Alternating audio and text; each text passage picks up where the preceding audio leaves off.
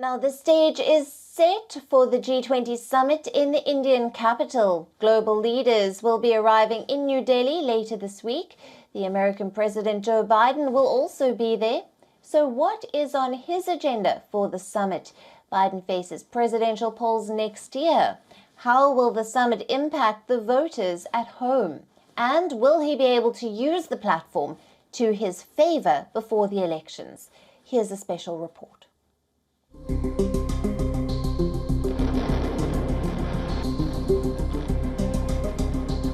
India, the current president of the G20, will host global leaders for the summit scheduled between September 9th and 10th in New Delhi.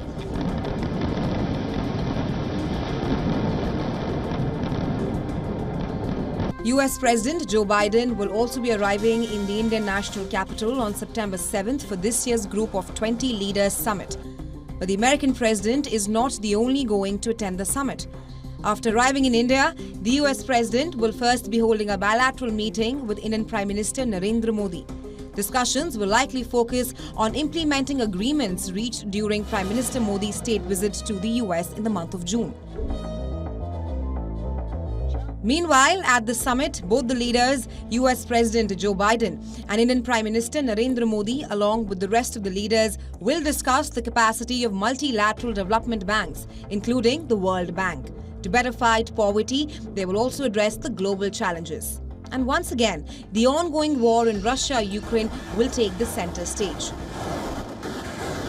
The leaders will mitigate the economic and social impacts of the war. While we discuss this, how will it affect things for Biden back at home? The US is scheduled to host its presidential elections next year, but his latest approval ratings paint a grim picture. The American president's rating stands at 40.5%, while his Republican contender, who is most likely to challenge him for the White House, Donald Trump, is leading the polls in the GOP race. Now, despite Trump facing 91 criminal charges across 4 cases, as of now, things don't look too well for Biden. Questions are being asked about his age. Biden is already the oldest person to hold the job. He will turn 81 this November. The American president also has a series of slip-ups and gaffes. Amidst this, the G20 summit comes as an opportunity for Biden to show America's leadership at the world stage. While this may not affect average American voters directly, but how he conducts himself in front of the world leaders might help him woo Americans when he contests for the White House for a second term. Just a few days ago, US President Joe Biden expressed disappointment over Chinese President Xi Jinping's absence from the summit. This attracted criticism from the Republicans. Earlier, they had also slammed Biden for pursuing what they call fruitless engagement with China, participating in talks with Beijing on their terms and timelines and conditions set by Beijing. Moreover, in India, a joint communique might not be on the cards. US would still push for Ukraine's cause.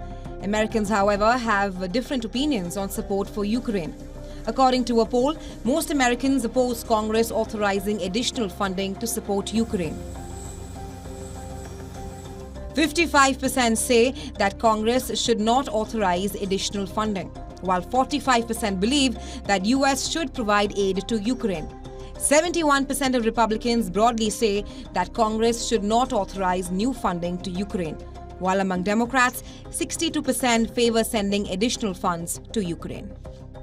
The Biden administration has faced a slew of domestic and international challenges leading to a huge dip in polls. The White House now hopes that the G20 summit is an opportunity for the president to showcase his ability to deal with complex international issues while reasserting America's role on the global stage. Also, they hope that G20 is an opportunity for President Biden to demonstrate his leadership skills with the November elections looming and challenge the notion that age plays a huge factor in his re-election.